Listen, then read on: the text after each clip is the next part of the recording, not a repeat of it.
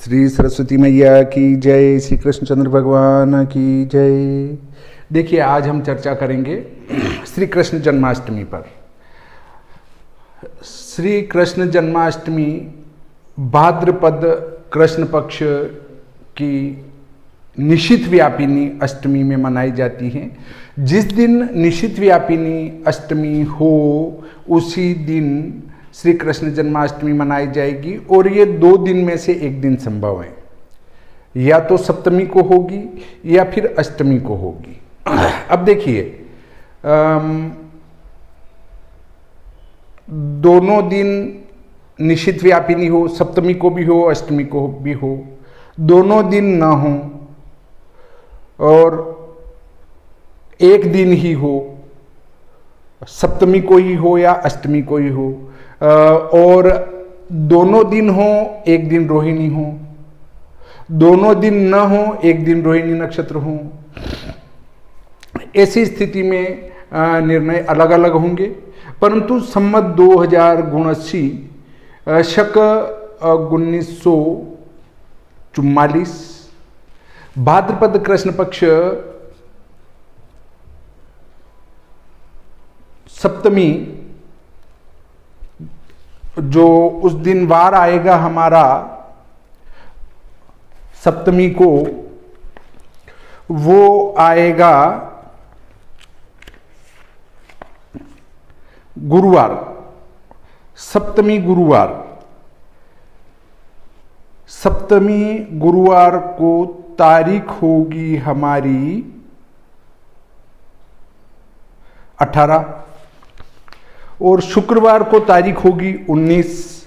अब देखिए, यहां पर 2 चक्कर पड़ रहे हैं कि निशित व्यापिनी दृश्य गणित से जो अष्टमी है वो सप्तमी गुरुवार को अर्थात 18 अगस्त 2022 को आ रही है। 18 अगस्त 2022 को निशित व्यापिनी अष्टमी होने से दृश्य पद्धति से श्री कृष्ण जन्माष्टमी 18 अगस्त 2022 को मनाई जाएगी, जबकि सूर्य सिद्धांत एवं आपका ग्रह लाघव पद्धति से जो जन्माष्टमी है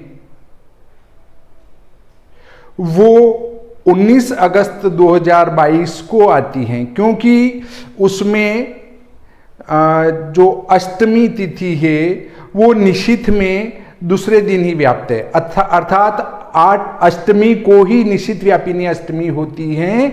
इससे ग्रह लाघव और सूर्य सिद्धांत में जो मानते हैं उनकी अष्टमी 19 अगस्त को होगी। अब यहां पर अष्टमी निर्णय के कई सिद्धांत हैं, हम उन सिद्धांतों पर चर्चा नहीं करेंगे।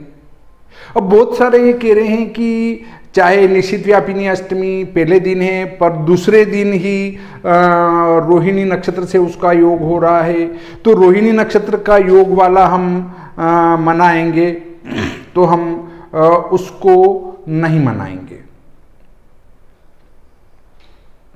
क्योंकि निशित से संबंध है उसका। चाहे वहां उदय होने से पहले रोहिणी आ रहा है, उसको नहीं गिना जाएगा। और रोहिणी का अष्टमी से योग होना तो जयंती योग बनाता है, उसको जयंती तिथि कहते हैं। परंतु कभी भी जन्म तिथि निर्णय में नक्षत्र को नहीं देखा जाता है। सिर्फ रामानुजाचार्य जयंती में ही नक्षत्र की प्रधानता है, बाकी में कहीं से कहीं तक किसी भी प्रकार से नक्षत्र की प्रधानता नहीं आती है। नक्षत्र को कब देखेंगे? जब 2 दिन निशित में अष्टमी हो या दोनों दिन अष्टमी निशित में न हो, तब ऐसी स्थिति में रोहिणी वहां निर्णय करेगा। परंतु जब एक ही दिन निशित में अष्टमी हो, वहां पर रोहिणी का कोई रोल नहीं रहेगा, उसका कोई हर्ज फर्ज आदि नहीं रहेगा। तो आप ये समझ चुके होंगे कि दृश्य गणित से 18 अगस्त 2022 को ही जन्माष्टमी होगी और उन दूसरे लोगों की जन्माष्टमी होगी वो कब होगी? दूसरे दिन होगी, उदय काल में होगी। क्यों? कि पहले 3 फैक्टर समझें। वे जो दृश्य पद्धति को मानते हैं उनकी 18 अगस्त 2022 को जन्माष्टमी। वे जो सूर्य सिद्धांत और ग्रह लाघव को मानते हैं, चूंकि उनकी अष्टमी जो है वो निश्चित व्यापिनी 19 अगस्त को है, इसलिए उनकी 19 अगस्त को अर्थात शुक्रवार को जन्माष्टमी मनाई जाएगी, ग्रह लाघव और सूर्य सिद्धांत वालों की। अब इन दोनों के निपट जाने के बाद रही बात पुष्टि मार्गी वैष्णव संप्रदाय की और निम्बार्क संप्रदाय की। यहां 2 भेद होते हैं। जहां व्रत पर्वों की एकता से संबंधित बात आती है तो हमारे कुछ पंचांगकर्ता ये कहते हैं कि क्यों ना हम वैष्णव वाले व्रत तो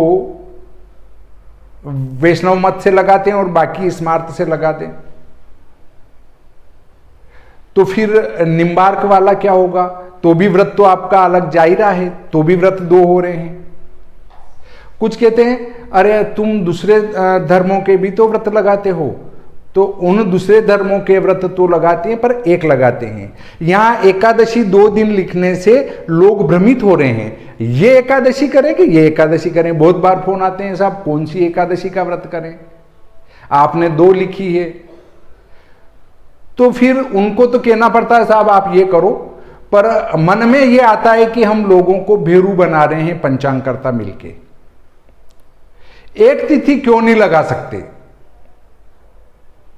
वैष्णव संप्रदाय बाद में स्थापित हुआ,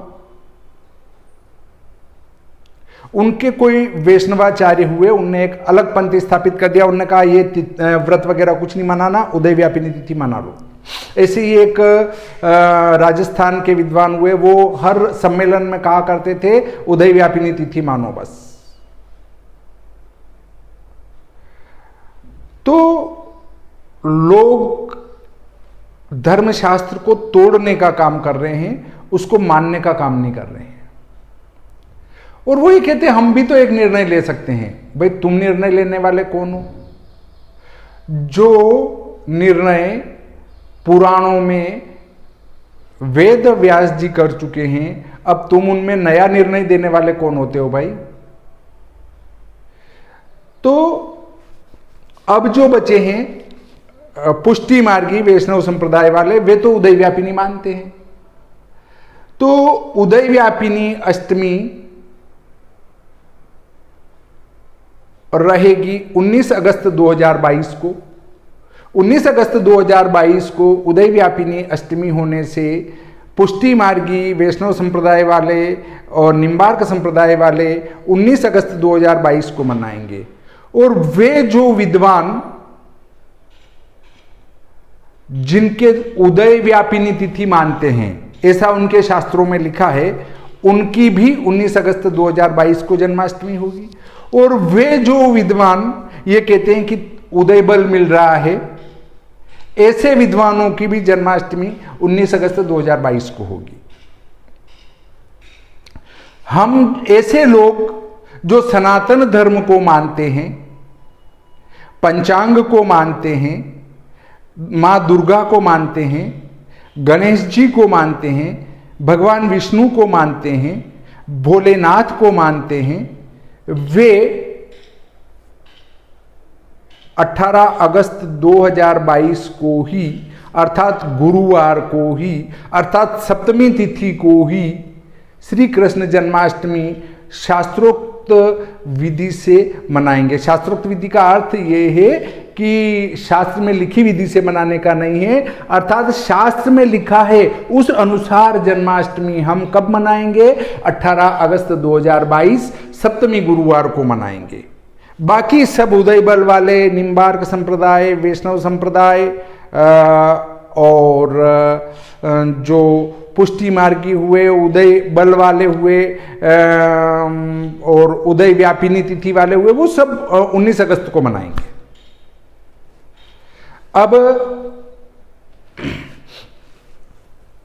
देखिए, धर्म गुरु अलग होना बढ़िया है, पर व्रत अलग अलग होना गलत बात है। सिर्फ और सिर्फ भगवान विष्णु के अलावा किसी को नहीं मानने वाले वैष्णव हैं, वो अन्य किसी को मानते ही नहीं है। तो वे उस दिन मनाए, जो गणेश जी को भी मानते हैं, भोलेनाथ को भी मानते हैं, दुर्गा माता को भी मानते हैं, वह सब 18 अगस्त को ही मना ले। तो मेरा एक सुझाव है कि हाँ, मैं वैष्णव संप्रदाय का विरोधी नहीं, क्योंकि हम भी भगवान विष्णु को मानते हैं और हमारे धर्मगुरु हैं वैष्णवाचार्य जी, सम्मान देना चाहिए। निम्बार्काचार्य जी हमारे धर्मगुरु है, सम्मान देना चाहिए। परंतु व्रत की जहां बात आए, वो सनातन धर्म में जो एक व्रत लिखा गया है उसी को माना जाए, बाकी दो दो व्रत न किए जाए। इस प्रकार आज का ये प्रकरण यहीं समाप्त करते हैं। श्री सरस्वती मैया की जय, श्री कृष्णचंद्र भगवान की जय।